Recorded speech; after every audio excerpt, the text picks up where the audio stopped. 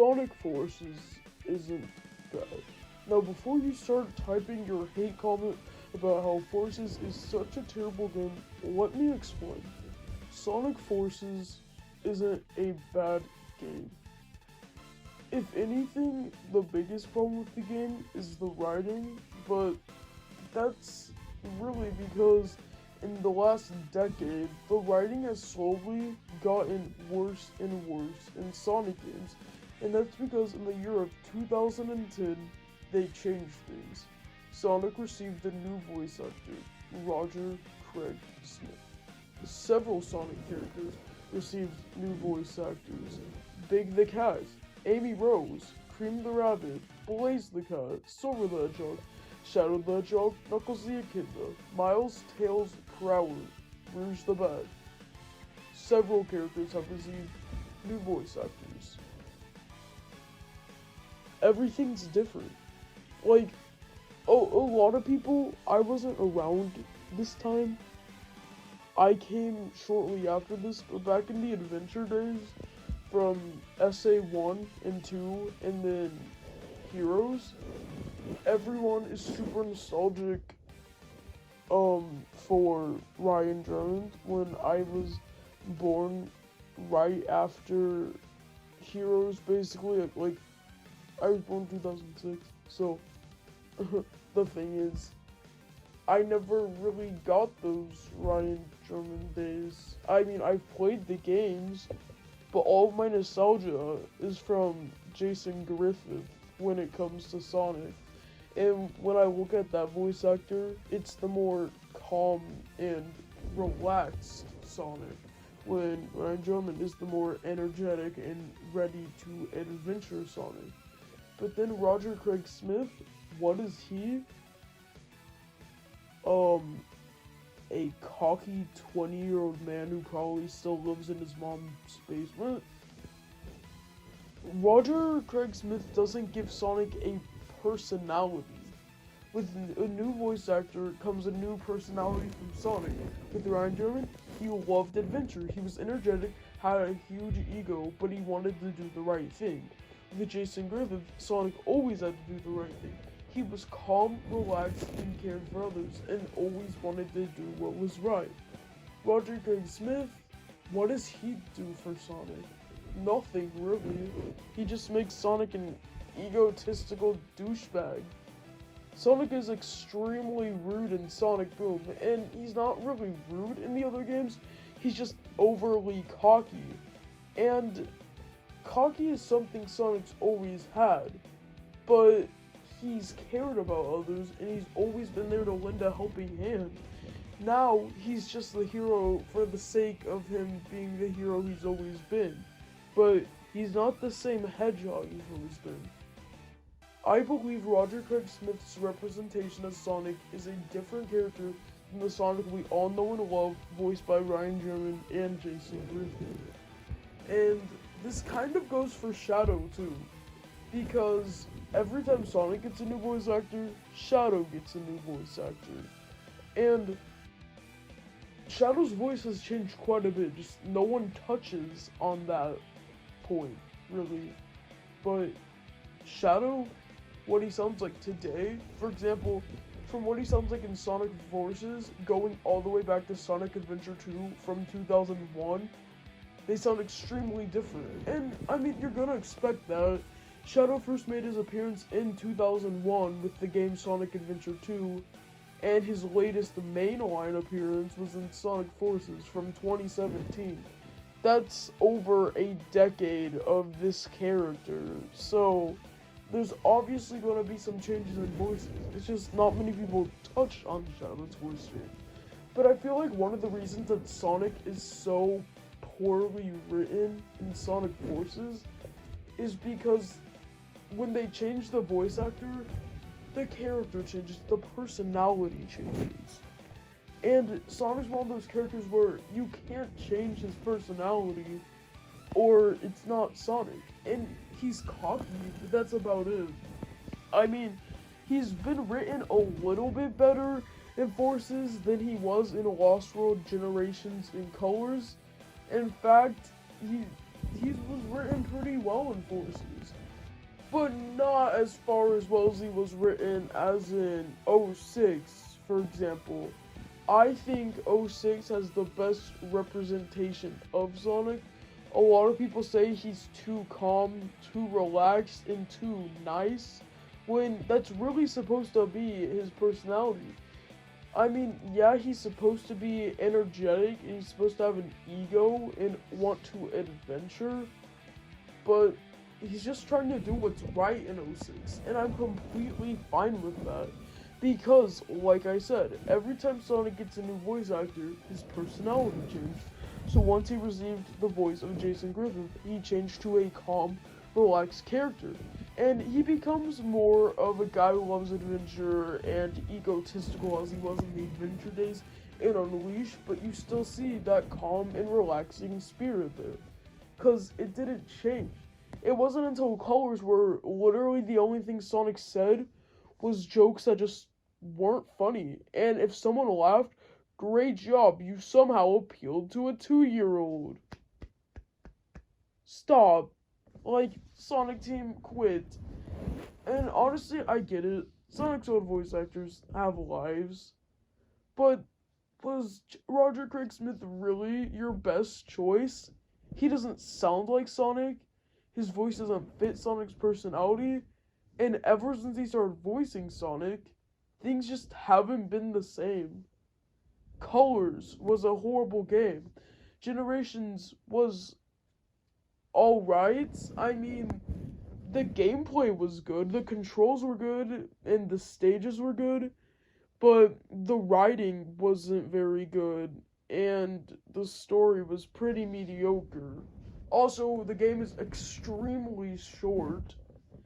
Colors was horrible all around, and Lost World is just a big mess. Now, I do have a lot of nostalgia for Lost World because it was my second 3D Sonic game. Yeah, my first Sonic game was Sonic the Hedgehog 2, and which isn't 3D, but my first 3D Sonic game, also my second Sonic game, was Sonic the Hedgehog 2006, which is probably why I have a soft spot, and to this day I still say it's my favorite Sonic game. But it's not only because I have a lot of nostalgia for it, I have good reasoning, but that's a video for another day. Anyways, Lost World was my second 3D Sonic game. Yeah, I completely missed out on Secret Rings, Unleashed, Colors, Generations, and Black Knight. I did end up playing them later on in time, but Lost World was my second 3D Sonic game. So I do have a bit of a soft spot for it because there is a lot of nostalgia there. I liked running on walls, but I'm glad it didn't return. I thought it would have been really dumb if it returned to Forces, and it didn't, thank God. But simply, that was a special gimmick for that game, and I'm fine with it staying in that game. Lost World's gameplay was alright. It was a nice atmosphere. The only thing I would have changed is putting Classic Sonic in the game instead of Modern Sonic, because everything is made extra cartoony. So Classic Sonic would fit that environment. And they used the classic designs for all of the badniks. So why did they use the modern designs for Sonic, Tails, and Eggman? There's no reason for them not to. And the Deadly Six, or the Zeddy, or whatever, are extremely basic designs, and they'd fit in a lot better with the classic characters. But they wanted this to be a 3D game. Well, just put Classic Sonic in 3D. I know Classic Sonic came from 2D and was made for 2D, but if you're gonna make this completely Classic Sonic themed, you might as well put him in a 3D environment and make him the playable character. Just stop, please. Okay. Forces. Not a bad game. Here's my reasoning. So, does it have cheesy writing? Yes. Tails literally says, "True Dad." I'm not even joking. Go search up Tails' True Dad cutscene Sonic Forces. You will legit shit tears. It is awful. I can't. I just can't anymore. Anyways, there's really cheesy writing, but I mean, the writing's not that bad. There's some writing that's a lot better than Colors, Generations, and Lost World. By no means is it Sonic '06 and Sonic Adventure 2 levels of writing, because that writing is just phenomenal. In fact, I think Sonic 06 has the best writing in the series. Sonic Adventure 2 second, Sonic Unleashed third, Sonic Adventure fourth, Sonic in the Black Knight fifth, Sonic Heroes sixth, and we're not going to talk about Shadow or Secret Rings. We're done there. And I'm not including Rush, so don't come at me, please. But Forces as a worse writing than that, because the writing in those games aren't really cheesy. They're dark, serious, and appreciable. But Forces is really cheesy, but not on the same standards as Colors, Generations, or Lost World, which define cheesy. Forces had some okay writing. Now, Infinite. Let's talk about Infinite. So Infinite is a jackal named Zero and the leader of the Jackal Squad who was manipulated by Eggman and got a mask put on him to give him this ultimate power controlled by the Phantom Ruby. Eggman set up two databases because they always destroy it. One was located under Metropolis they weren't able to destroy, which got Sonic sucked into null space. When the playable avatar came to save him, the avatar was sucked in as well. This is the double boost thingy now. The double boost comes in to get you out there. The double boost was a new gimmick and honestly kind of stupid. Sorry about that little cut, but now that we've talked about voice acting and writing, let's get into the character section, and we're actually gonna save Sonic for last. Now, there's gonna be multiple different sections for certain characters. There's going to be a section for Sonic, Tails, Classic Sonic, the Avatar, Infinite, Silver, and Eggman. Other characters like Knuckles, Amy, Rouge, Omega, and the Chaotix, Vector, Charmy, and Espio, we're all going to talk about together. And we're going to get into Shadow's character in episode Shadow. So let's start with our little miscellaneous characters here. First, we'll start with Amy. So, Amy's not really that bad of a character. In Sonic Generations, all she wanted to do was flirt with Sonic. In Sonic Lost World, all she was doing is cheering Sonic on, telling him to save the world. In previous games like Sonic Unleashed, she was after Sonic trying to find him because she's in love with him. In Sonic 06, she was trying to find Sonic and also helping Silver find Sonic, but she didn't know Silver was looking for Sonic and then trying to protect Sonic when Silver tried to kill her. And then she went to go, help Elise with Sonic dating issues. It was weird, and then there was, a travel love thingy in Sonic Heroes. She was with her two best friends, Big the Cat and Cream the Rabbit. She was trying to find Sonic, but she was also going to help Big find his best friend Froggy, and Cream help find her mother's child, Chocola. And in Sonic Adventure 2, she was kind of just on the sidelines. She was looking for Sonic, mistook Shadow for Sonic. He didn't really care, and Tails had to rescue Amy a few times. Sonic Adventure 1, Amy finds this little bird and is helping it and stuff, and then finds Gamma, and Sonic's about to destroy Gamma, but Amy stopped Sonic from destroying Gamma. She has her own story in that game, actually, so that's pretty cool. Anyways, so, yeah, in Sonic CD, Amy is in love with Sonic, and Amy's chasing after Sonic, but Metal Sonic kidnaps her, so yeah. Amy goes from being a damsel in distress to being a helpful friend to being a lover to being a lover again to being a lover. To being a lover to helping her friends to being a lover again to being a lover again to be all flirty and stuff, to be on the sidelines cheering people on, to be second in command at the Resistance. Knuckles is the commander, Amy is second in command, she owns the laptop, she runs all the files, gets everything set up. She still dreams Sonic is with everyone. She's there with the team, trying to help them, cheering them on, just standing on the sidelines, hoping everybody's alright. And honestly, I don't mind Amy being like that. She's just there making sure everybody's okay. It's not like, I mean, it would have been cool if you could play as her and her stages were just about like chasing Sonic, but that wouldn't be very fitting for the plot. So honestly, I don't mind. Does she do much? No, but she's not all like just trying to get Sonic because everyone thinks she's annoying. I think she's overlooked. Yeah, she's trying to find Sonic in every game. In this game, she's just cheering people on, doing her job, and I'm fine with that.